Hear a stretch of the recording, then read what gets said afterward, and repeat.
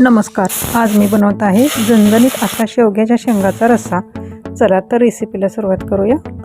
शेवग्याच्या शेंगा कुकरमध्ये टाकून घ्यायच्या आहेत।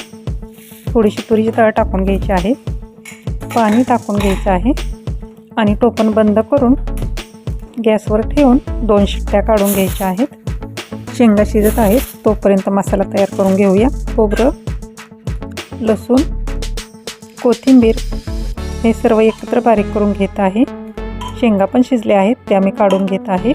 अशा शेंगा शिजवले आहेत, शेंगा फार शिजवायच्या नाहीत। आता कढईत तेल टाकून घेऊया। फोडणीला कोथिंबीर टाकून घ्यायची आहे।